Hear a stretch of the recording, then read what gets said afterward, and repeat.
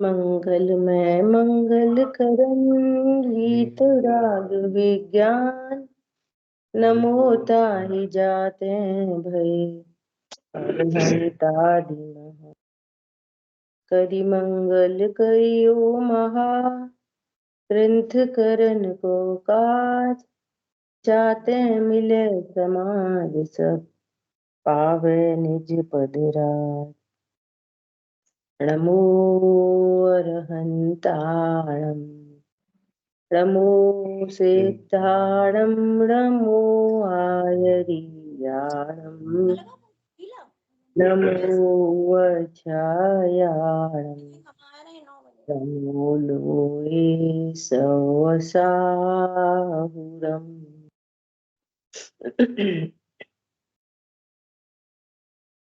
मोक्ष मार्ग प्रकाशक जी ग्रंथ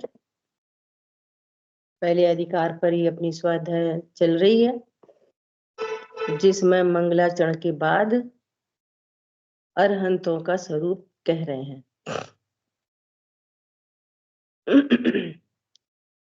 अपने 3-4 लाइनों पर स्वाध्याय कर लिया था। वहां प्रथम अरहंतों का स्वरूप विचार करते हैं, जो गृहस्थ पना त्याग कर मुनि धर्म अंगीकार करके निज स्वभाव साधन द्वारा 4 घाती कर्मों का क्षय करके अनंत चतुष्ट रूप विराजमान हुए। अब अपन तो सभी बोलते हैं कि अनंत भगवान को अनंत चतुष्ट प्रकट हो गए, लेकिन वो अनंत चतुष्ट का स्वरूप क्या है? क्या है अनंत चतुष्ट, है ना?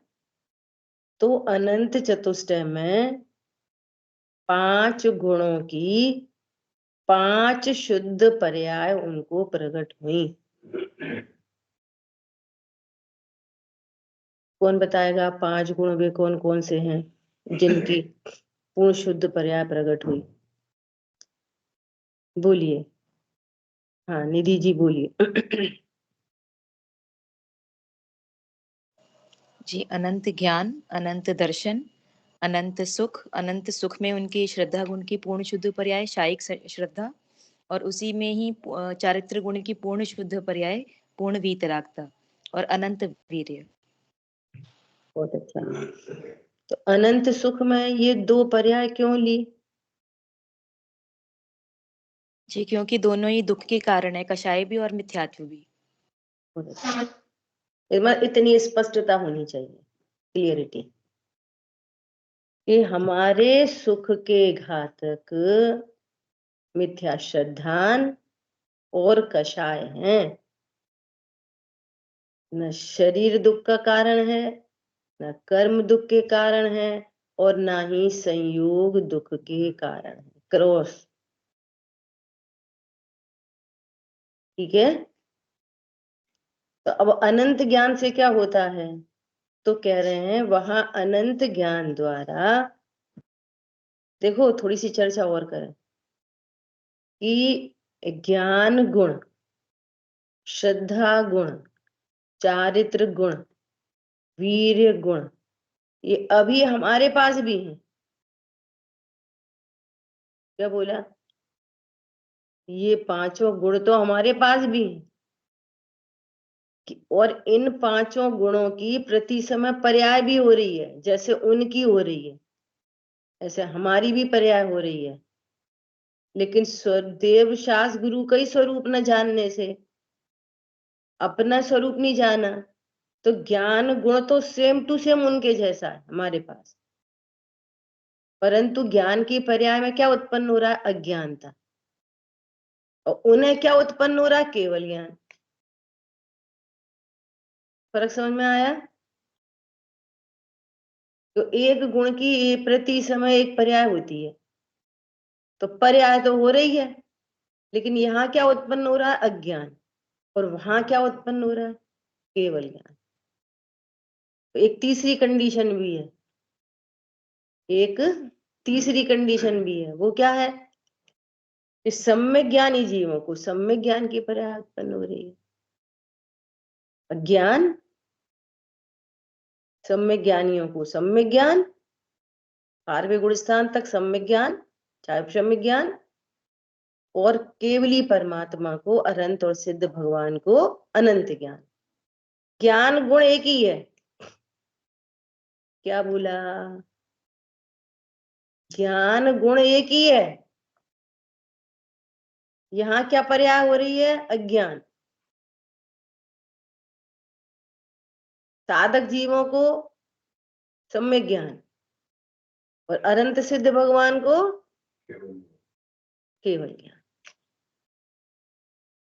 ज्ञान गुण एक जैसा, सब में एक जैसा। ठीक है। ऐसे ही श्रद्धा गुण में देखेंगे तो श्रद्धा गुण की पर्याय में यहाँ पर क्या चल रहा है? मिथ्यात्व। और सम्यक ज्ञानियों को क्या हो रहा है? सम्यक दर्शन। और भगवान को क्या चल रहा है? छायिक सम्यक दर्शन। कुछ चौथे गुण स्थान में भी हो सकता है, कुछ छायिक श्रद्धा। चारित्र गुण यहाँ पर क्या है? राग द्वेष उत्पन्न हो रहे। वहां पर क्या है? पूर्ण वीतरागता। और साधक जीवों को मिश्र परिणति है, कुछ वीतरागता और कुछ राग द्वेष। जितने कषाय का अभाव हुआ उतनी वीतरागता, और जितनी कषाय विद्यमान है उतना राग। हरी बात ख्याल में? ऐसा वीर गुण एक जैसा। यहाँ वीर गुण की पर्याय उत्पन्न हो रही है विपरीत पुरुषार्थ। सम्यक ज्ञानियों को सम्यक पुरुषार्थ और भगवान को अनंत पुरुषार्थ। गुण एक जैसे हैं। हरी बात ख्याल में? तो जहां अज्ञान मोह राग द्वेष है उनको क्या बोलते हैं? बहिरात्मा। तो बहिरात्मा कौन है? वे पर्याय। और ध्रुव कैसा है?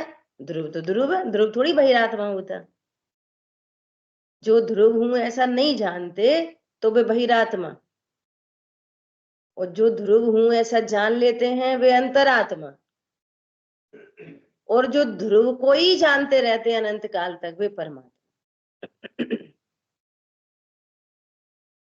अरे बात ख्याल में है?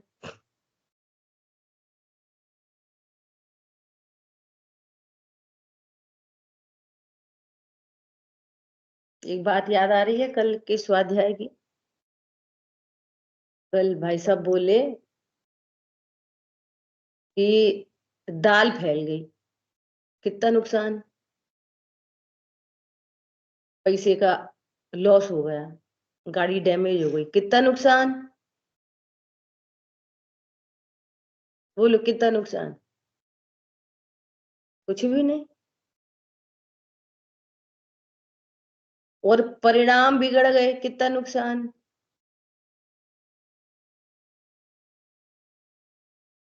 सुनो, वो कितने परसेंट का नुकसान? 100%? थोड़ा नुकसान है वो भी। और ध्रुव भूले हैं ये पूरा ही पूरा नुकसान। क्या बोला? ध्रुव को जानने पर पूरा फायदा, और परिणाम बिगड़ जाए तो बहुत थोड़ा नुकसान। इतना बड़ा फायदा, संग में थोड़ा सा नुकसान। और फिजिकल थिंग्स में कोई गड़बड़ हो जाए तो बिल्कुल नुकसान नहीं। अब विचार करो कि हमारी परिणति करती क्या है। फिजिकल थिंग्स का नुकसान पूरा ही नुकसान, और परिणामों का नुकसान कुछ नहीं, कुछ नहीं। अब गुस्सा नहीं करें क्या? समझाए नहीं क्या? बोले नहीं क्या? अब इसमें क्या नुकसान है? बोलो। और ध्रुव हूं ये भूले हैं वो तो पूरा ही पूरा नुकसान, बहिरात्मा। और ध्रुव को जाना अंतरात्मा, और ध्रुव को ही जानते रह गए तो परमात्मा।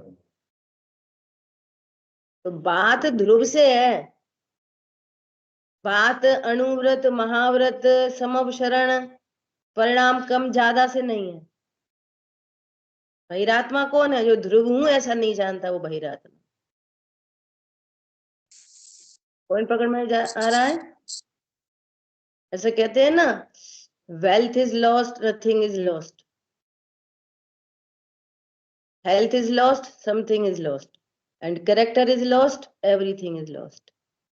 ऐसे यहाँ पर क्रिया गई, कुछ नहीं गया, परिणाम गए, थोड़ा गया, और अभिप्राय मिथ्या है तो मिथ्या अभिप्राय गया तो सब गया। तुम्हारी क्रिया कुछ काम की नहीं, तुम्हारे परिणाम कुछ काम के नहीं।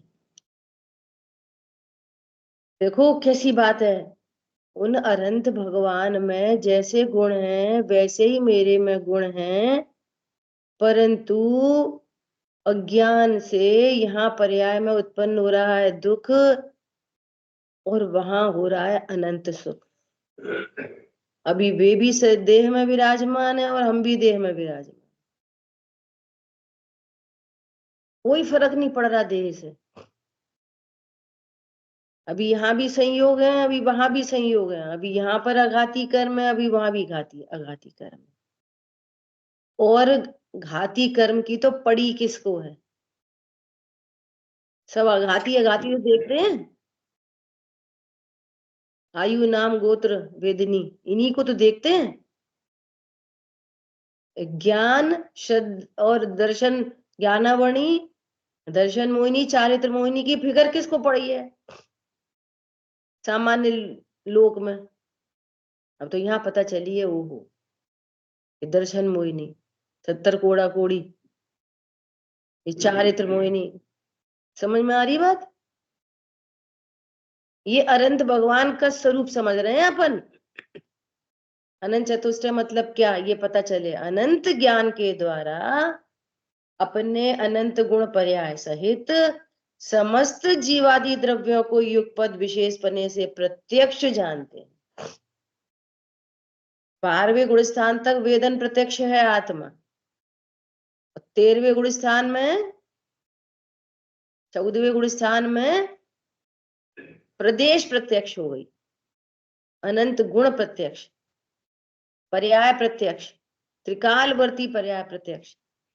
वे अपनी खुद की भूतकाल की पर्याय को एकदम क्लियर जान रहे, अपनी वर्तमान की पर्याय, अपनी खुद की भविष्य की पर्याय क्लियर कट दिख रही,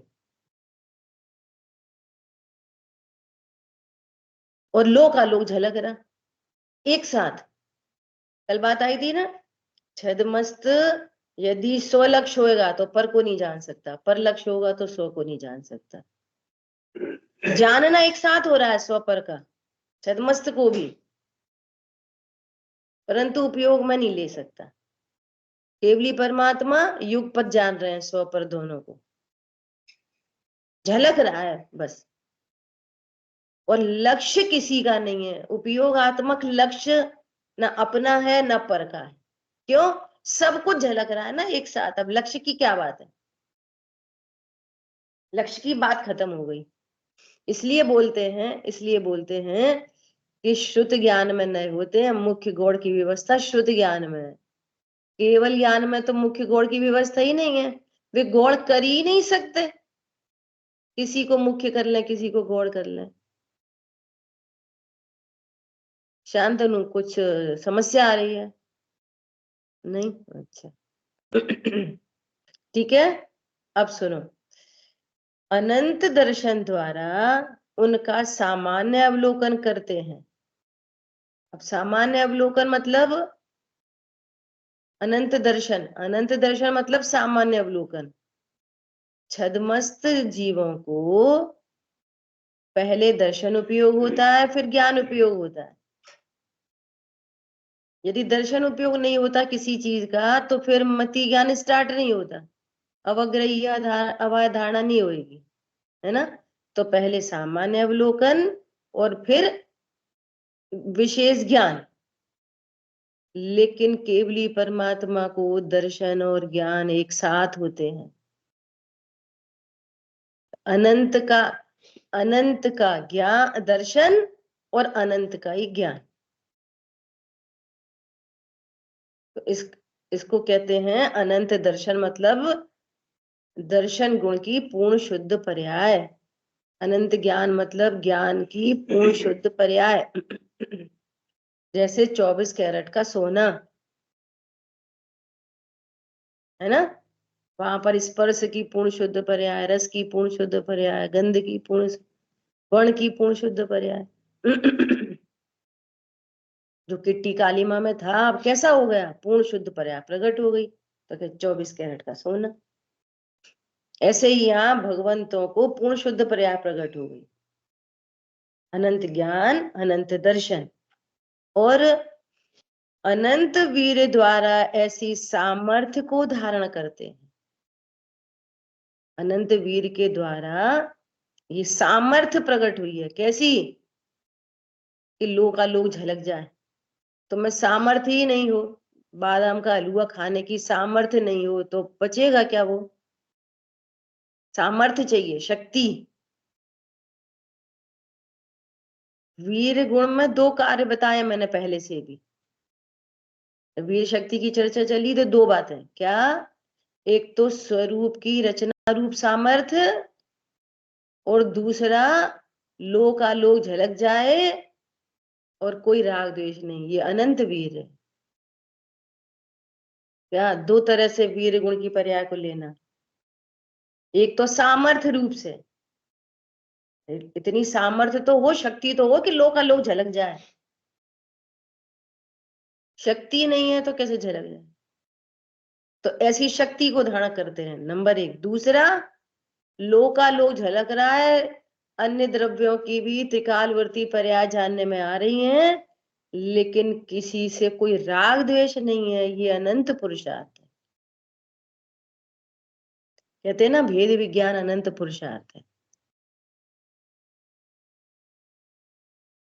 कोई परद्रव्य इष्ट अनिष्ट नहीं है ऐसा कहना बहुत आसान है, पर इष्ट अनिष्ट भासित नहीं हो, इष्ट अनिष्ट भासित नहीं हो, ये अनंत पुरुषार्थ है, अनंत पुरुषार्थ है, अनंत। सामायिक में क्या करना, सामायिक में, सामायिक इज अ एनालिसिस। सामायिक क्या है? एनालिसिस है। कोई समस्या आई है, उस समस्या को सामने रखो और इष्ट अनिष्ट भाषित न हो, इसका नाम सामायिक है। ऐसे बैठा मैं ध्रुव हूँ, परिपूर्ण ज्ञान स्वरूप हूँ, परिपूर्ण स्वरूप हूँ, इष्ट अनिष्ट भाषित हो रहा है। कैसा एग्जाम्पल दिया कि जैसे पानी होता है ना, पानी तो नाली में ऊपर ऊपर ऊपर ऊपर साफ पानी निकला चला जा रहा, नीचे गंदगी पूरी बैठी है, नीचे पूरी गंदगी एज इट इज बैठी है और ऊपर से साफ पानी निकला चला जा रहा। इष्ट अनिष्ट की कल्पनाएं, परद्रव्य को परमाने की इच्छाएं, अपने अनुसार परमाने की इच्छाएं, अनंत पुरुषार्थ है ये, अनंत पुरुषार्थ। जितनी जल्दी होते हुए परिणमन को एज इट इज देखना शुरू कर देंगे, उतनी जल्दी काम हो जाएगा। ठीक है, ये अनंत पुरुषार्थ है। ऐसे पुरुषार्थ को वे धारण करते हैं। कौन? अनंत भगवान। वे कौन है अनंत भगवान? जो थोड़ी देर पहले मुनिराज थे ना, वे ही अनंत भगवान बन गए। क्या कहा? जो थोड़ी देर पहले मुनिराज थे ना, मुनिराज, वे ही बन गए अनंत। इसलिए अपन बोल रहे हैं जीवंत प्रभु, मनुष्य गति के जीव। अब ये व्यवहार ऐसे लाना पड़ता है, मनुष्य गति के जीव, वे मनुष्य हैं। वे, तुम कुछ और समझ रहे हो तो इसलिए मनुष्य की स्थापना करनी पड़ रही है। तुम खाली डिब्बा समझ रहे हो, पत्थर की मूर्ति समझ रहे हो, अनंत भगवान के नाम पर ज्ञान में कुछ है ही नहीं। अनंत भगवान के नाम पर ज्ञान में क्या दिखता है? अभी आपको बोला आपका घर, तो क्या दिखा? आपके पिताजी, अभी हो चाहे नहीं हो, वो पिताजी पूरे दिख गए। और अनंत भगवान के नाम पर क्या दिखा? खाली डिब्बा।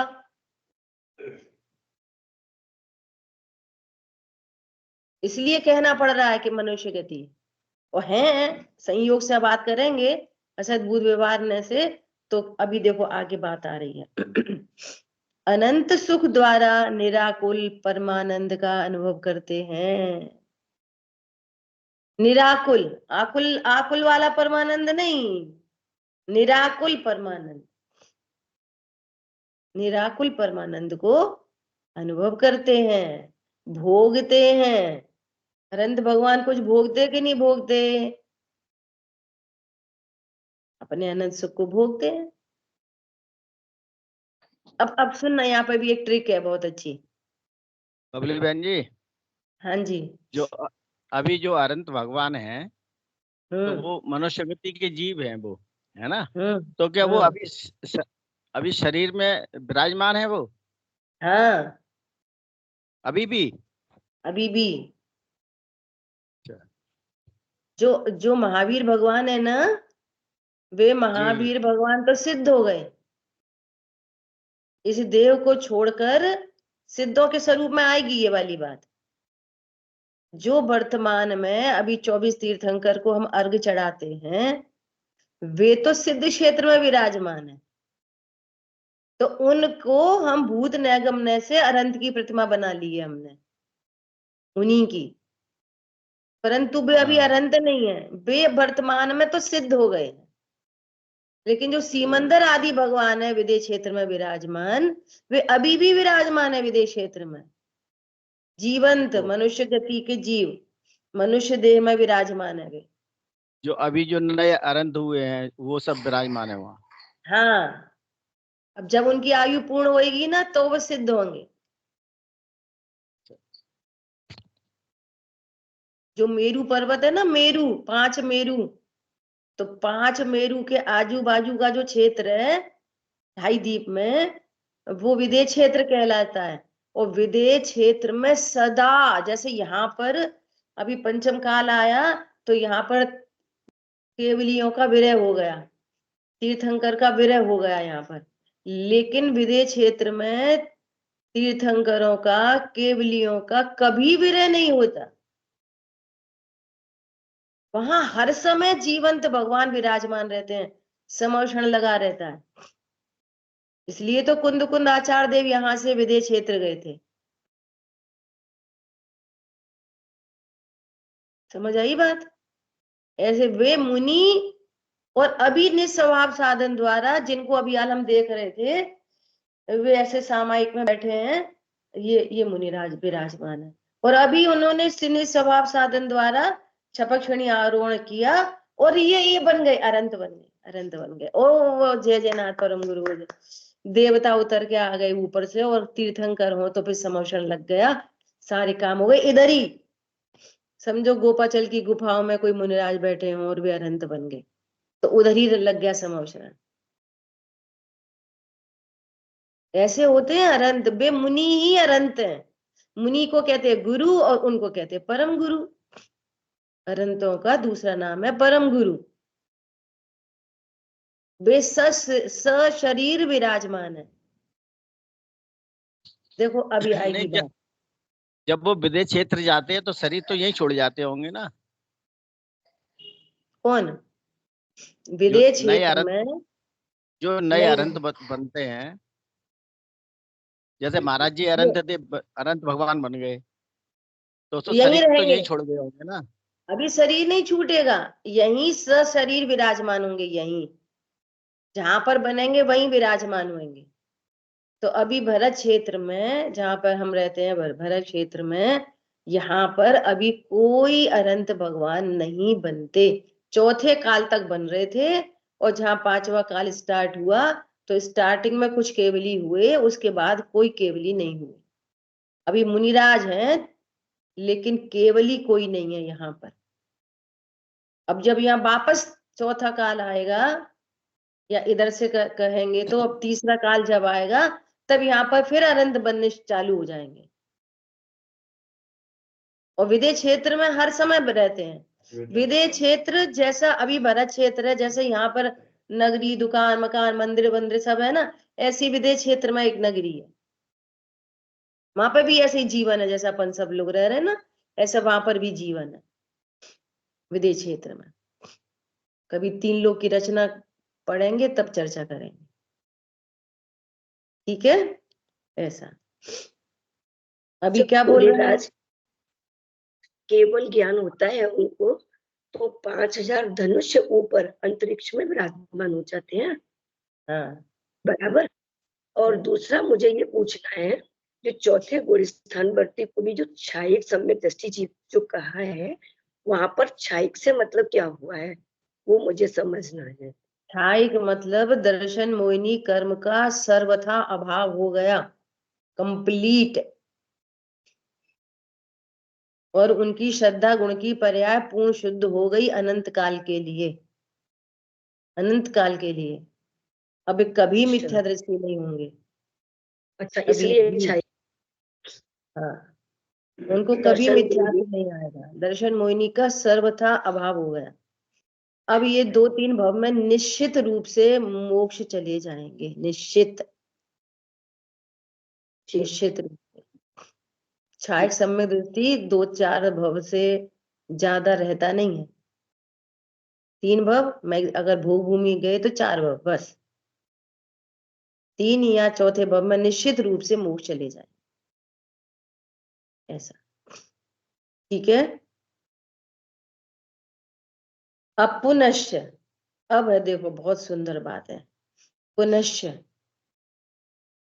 जो सर्वथा सर्व राग द्वेषादि विकार भावों से रहित होकर शांत रस रूप परिणमित हुए, जिनके सर्व राग द्वेष मिट गए, सारा विकार मिट गया, शांत रस रूप। फिर से बोल रही हूं, मनुष्य देह में विराजमान है और विकार नाम की चीज आत्मा में नहीं है। विकार नाम की चीज आत्मा का तो शरीर होता ही नहीं, अब उस देह में विराजमान है बस। वो तो आघाती कर्म शेष है, इसलिए देह में विराजमान है।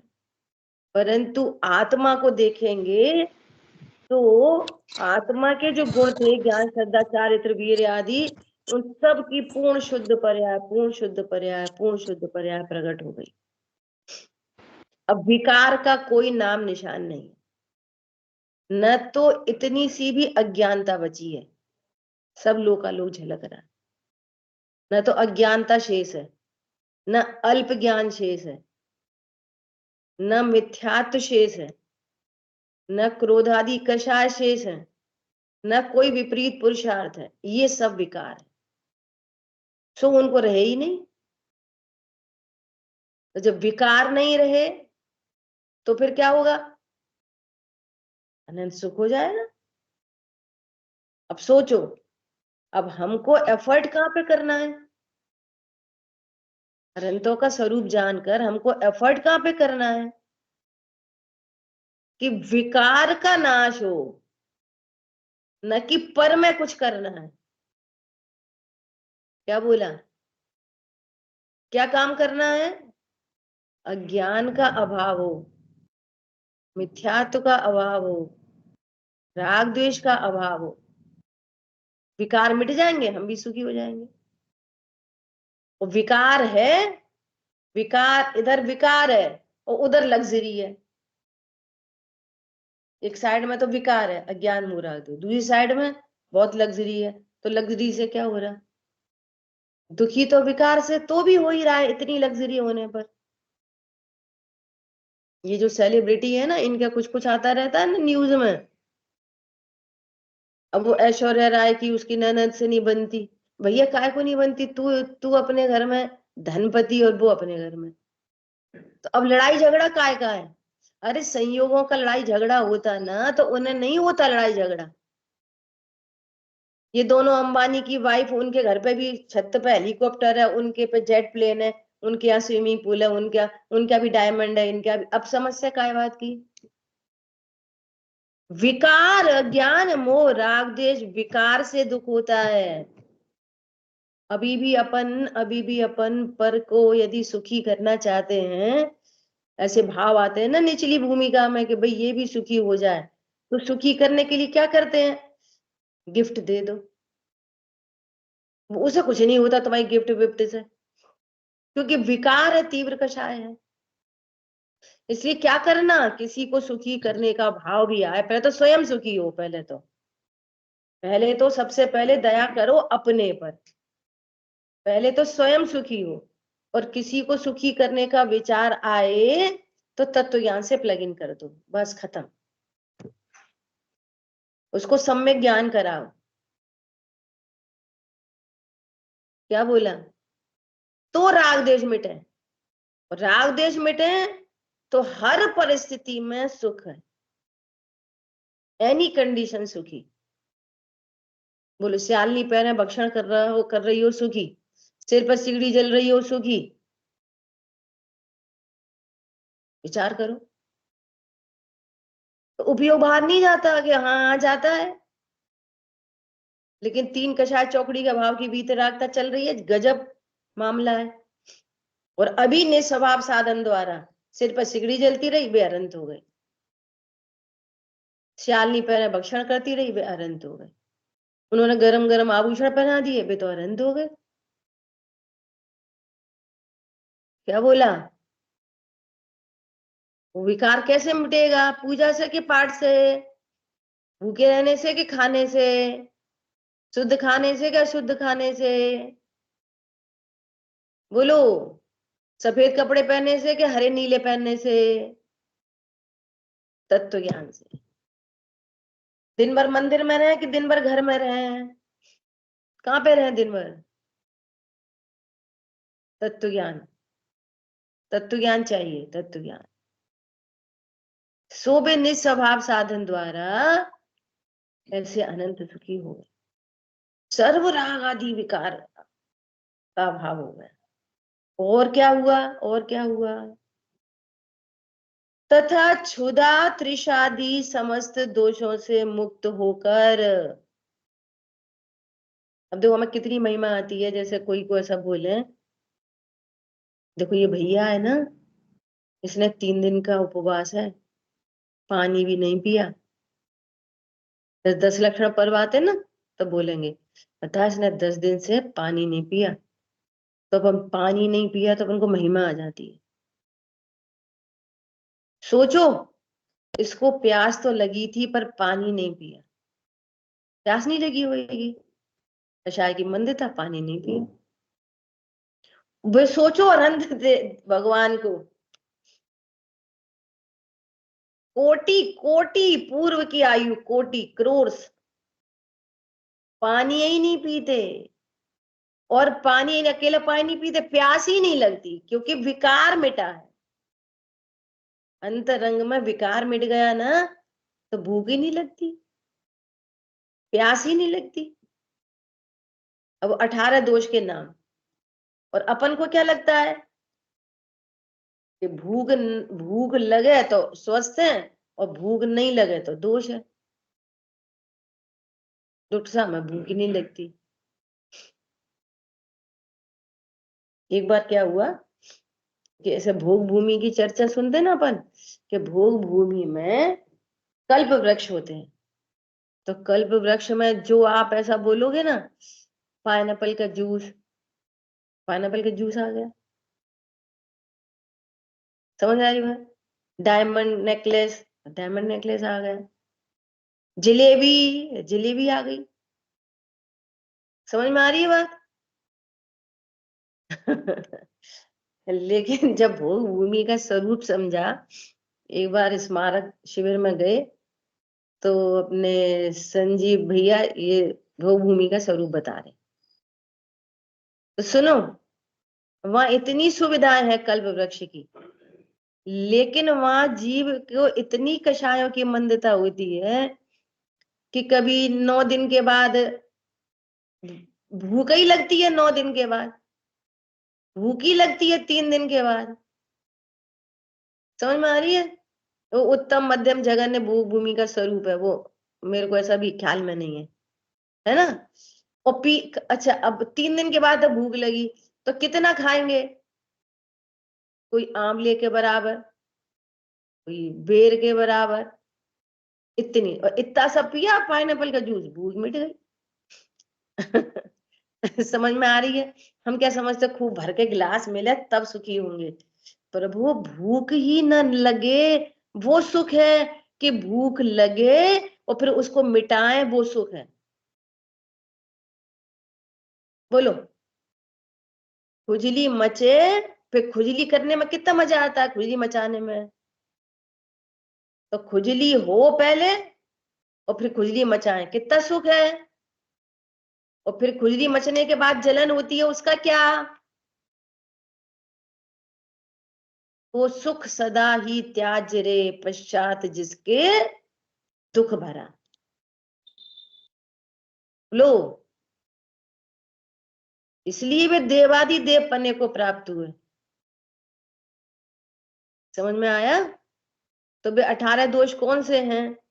देखो, क्षुधा, भूख नहीं लगती। भूख लगना चारित्र मोहिनी कर्म के उदय में, ये भूख लगना विकार है।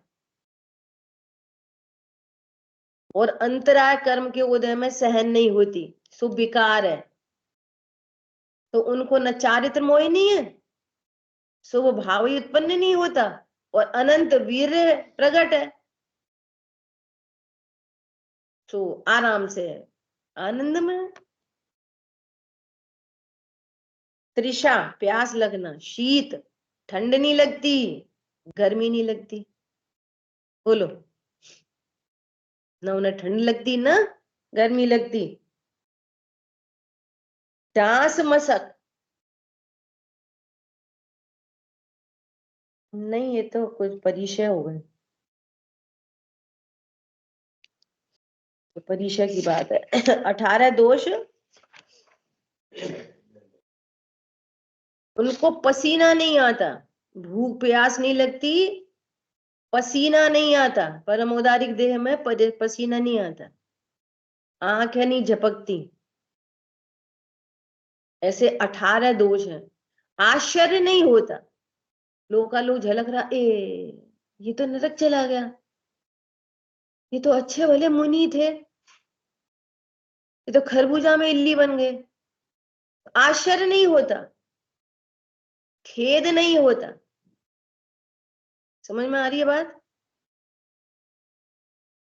इस तरह से वो जो 18 दोष हैं, वे समस्त दोषों से मुक्त हो गए। अब सुनना, बहुत इंपॉर्टेंट बात है। इन 18 दोषों में कुछ दोष तो शरीर आश्रित है। पसीना नहीं आना ये आत्मा का विकार नहीं है, आंखें नहीं टिमटिमाना ये आत्मा का विकार नहीं था। समझ में आ रही है? कुछ देहाश्रित दोष मिट गए और आत्माश्रित दोष भी मिट गए। समझ आई बात? इसलिए इसलिए देवादि देव पने को प्राप्त हुए। और सुनो, तथा आयुध अंबरादिक व अंग विकारादिक जो काम क्रोध आदि निंद भावों के चिन्ह, उनसे रहित जिनका परम औदारिक शरीर हुआ। देखो, व्यवहारने की भाषा आ गई ना। अब उनका औदारिक देह नहीं है, परम औदारिक है, इसलिए उनका कह रहे हैं। परम औदारिक देह किसका होता है? शरीर। परम औदारिक देह तो शरीर है। तो व्यवहारने से क्या बोलेंगे? व्यवहारने से उनका, उनके संयोग में है ना, इसलिए उनका कह रहे हैं। तो अरंत भगवान परम औदारिक देह वाले होते कि वैक्रिक देह वाले होते? तो व्यवहारने से बोलेंगे परम औदारिक देह, क्योंकि वैक्रिक औदारिक देह उनकी नहीं है, उनकी नाश थी। और परमार्थ से देखेंगे कि शरीर तो आत्मा का होता ही नहीं है। समझ आई बात? ऐसे निश्चय व्यवहार का बराबर ज्ञान, अनंत भगवान को निश्चय व्यवहार से बराबर जानना। पारुल बहन, सुन रहे हो आप? सुन जागरे चेतन प्राणी, कर आत्म की अगवानी। ठीक है, देखो तो क्या बोल रहे हैं अब, गजब की बात। चूंकि सर्व विकारों का अभाव हुआ है, तो अब आयुध की क्या जरूरत है? कोई त्रिशूल विशूल लेके भगवान होते हैं? हाथ में तलवार, गले में मुंडमाला, भगवान हो सकते हैं वे? साक्षात हिंसा का भाव दिखाई दे रहा है, साक्षात। तो ऐसे भगवान हो सकते? नहीं हो सकते। देखो, यदि गृहीत मिथ्यात्व नहीं छूटा, तो अग्रहीत छूटने की कोई गुंजाइश नहीं है। इसलिए गृहीत मिथ्यात्व को निर्भय होकर, स्वरूप समझ के, पहले तो स्वरूप समझेंगे तो निर्भय होंगे, तत्व ज्ञान पूर्वक निर्भय होकर गृहीत मिथ्यात्व को दूर से ही छोड़ना, तब पात्रता आएगी, तब अग्रही छूटे। वे भी भगवान, जय भगवान, इन्हें भी रख लो, उन्हें भी रख लो, ऐसा नहीं होता। बहुत खराब शब्द बोला है, मालूम है? ये भी पति अच्छा और उनका पति भी अच्छा, कुशील हो गया ये। क्या बोला? वो भी अच्छे, हमारे भी अच्छे, हमारे भगवान भी अच्छे, वो भी भगवान अच्छे। अच्छे बुरे का मैटर नहीं है, सत्य स्वरूप समझो। अरे हमारे हमारे पास भी भय के चिन्ह और उनके पास भी भय के चिन्ह, तो वो भगवान कैसे हो सकते? सो क्या बोल रहे हैं? आयुध, अंबरादि, कपड़े आदि व अंग विकार आदि, जो काम क्रोध आदि निंद चिन्ह चिन्ह, बगल में स्त्री होना काम का चिन्ह है ना? और ऐसा ऐसा मुंह ऐसा होना, ऐसा चेहरा कैसा, ऐसे आंखें निकली, जीभ बाहर निकली, ऐसे होते भगवान। मरी मृग छाला पे खड़े हैं, शेर की छाल पे खड़े हैं, ऐसे भगवान होते हैं? विचार करो। जबरदस्ती नहीं है, जबरदस्ती मानो कि यही भगवान है, विचार करो, विचार करो। न काम के चिन्ह है, न क्रोध के चिन्ह है जिनको, क्यों? पूर्ण वीतरागी हो गए। इसलिए हमारे भगवान की मुद्रा कैसी होती है? सौम्य मुद्रा। कैसी मुद्रा होती है? सौम्य मुद्रा, शांत मुद्रा। कहां से आती है साम्य मुद्रा? विकार मिट गया तो साम्य मुद्रा होगी। देखो, जैसे अभी वीडियो दिख रही है, अब अंतरंग में सुनना कैसे निमित्त नैमित्तिक संबंध है। अंतरंग में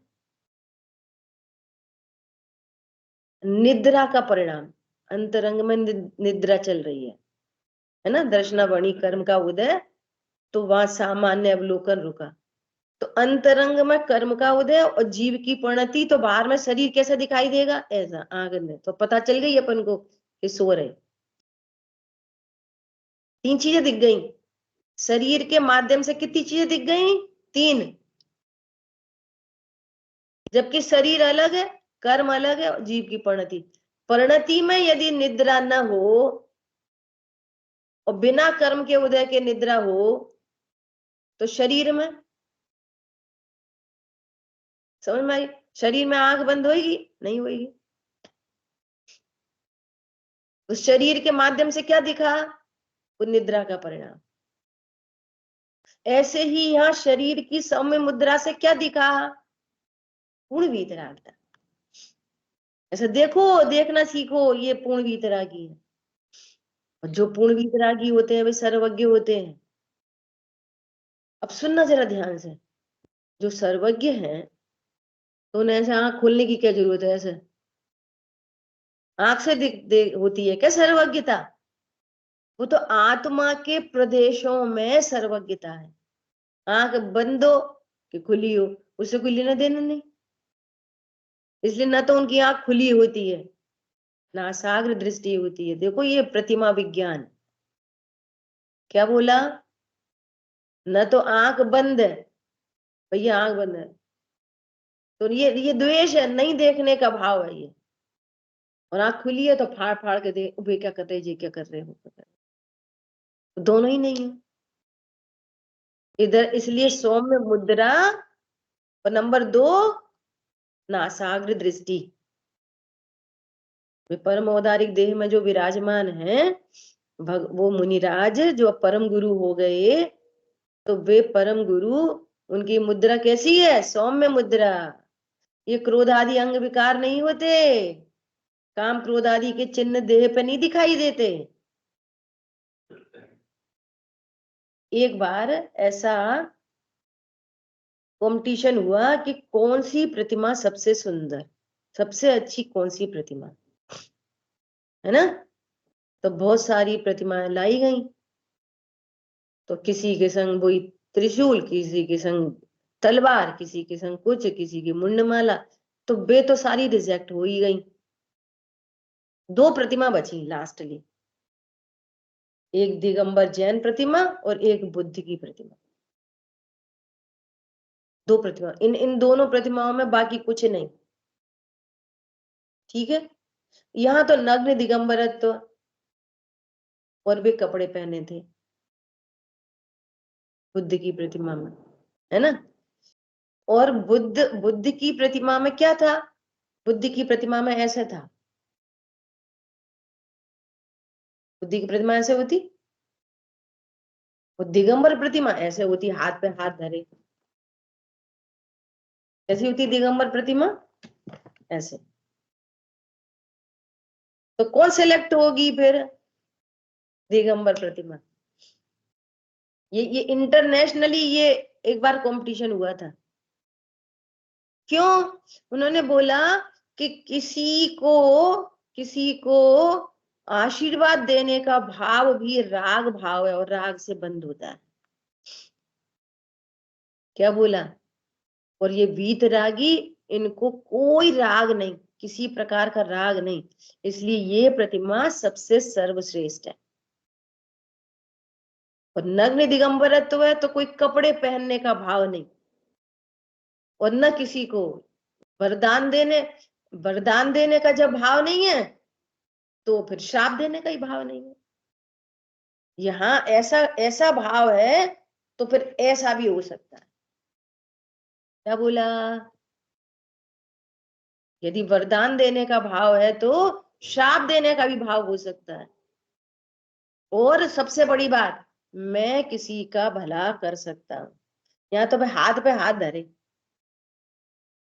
न हम किसी का भला करते न बुरा कर सकते, तो भी लोगों का आपसे भला बुरा होता है कि हाँ, जो आता है नमस्कार करता है, स्वरूप समझता है, तो उसका खुद ही ग्रहित मिथ्या दूर हो जाता है, हमने तो कुछ नहीं करा।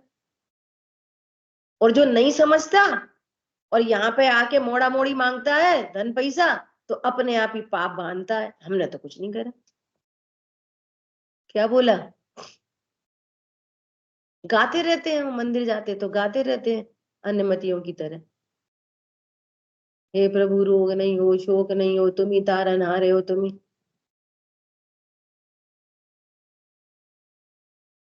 आपने जो कर्म पूर्व में बांधे हैं, वो आपके ही परिणामों से बंधे हैं। उनके उदय में रोग शोक होंगे तो भगवान क्या करेंगे? पंडित साहब ने इतनी स्पष्ट सूक्तियां बनाई हैं, इतने स्पष्ट कोटेशन है कि भगवंतों की भक्ति से, नहीं तो हम भगवान की भक्ति करेंगे तो पुण्य बंधेगा, तो फिर रोग शोक चले जाएंगे। वो जिस इंटेंसिटी से पूर्व में कर्म बना है, यदि उस इंटेंसिटी का आपका भाव हुआ, तो मे भी इनका अपकर्षण आदि हो जाए, संक्रमण हो जाए। लेकिन तुम्हें पता नहीं ना कि किस इंटेंसिटी का बंधा हुआ है और कैसी इंटेंसिटी का आपको भाव चाहिए। तो उन्होंने इतना स्पष्ट कहा है कि भगवंतों की भक्ति से रोग शोक सही हो कि नहीं हो, ये कोई गारंटी नहीं, लेकिन रोग के काल में आनंद रहना सीखना, आनंद रह सकते हो, इस बात की गारंटी है। कुछ समझ में आया? तुम्हारे रोग शोग मिट जाएंगे, ये हमारे पास कोई गारंटी नहीं है, लेकिन भगवंतों के स्वरूप को जानकर, अपने स्वरूप को जाना, तो रोग के काल में ही देह को भिन्न जानकर, अपने अज्ञान मोह राग द्वेष का अभाव करके, विकारों का अभाव करके तुम उसी काल में प्रसन्न रह सकते हो। ये गारंटी है, ये गारंटी है। इसलिए भगवान से कभी कोई डिमांड नहीं करना। डिमांड करोगे तो पाप बंधेगा, पुण्य भी नहीं बंधेगा। अभी आएगी अनंत आदि से प्रयोजन की सिद्धि में पूरी बात, ठीक है? अभी इतना ही रखते हैं। परम औदारिक देह हुए पे भी थोड़ी सी बात करनी है।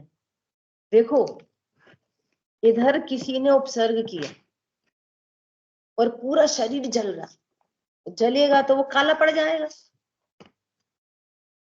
और इधर उन्होंने निस्वभाव साधन से छपक क्षणी आरोहण किया और वे उपसर्ग के काल में ही अरंत बन गए। तो अरंत बनते से ही वो काला वाला जला जुलूस, खून निकल रहा, ये हो रहा, वो हो रहा, वो पूरे पुद्गल परमाणु कन्वर्ट होके परम औदारिक हो जाए।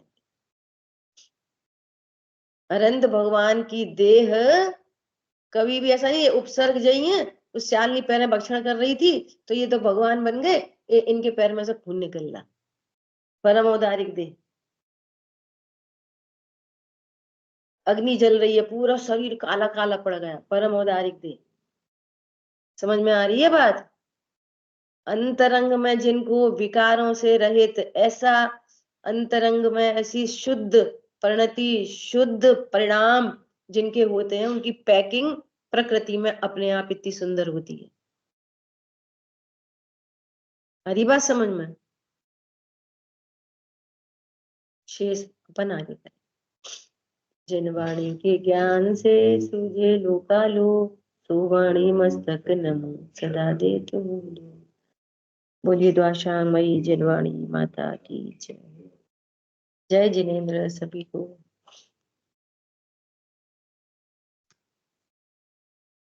सभी को जय जय जिनेन्द्र।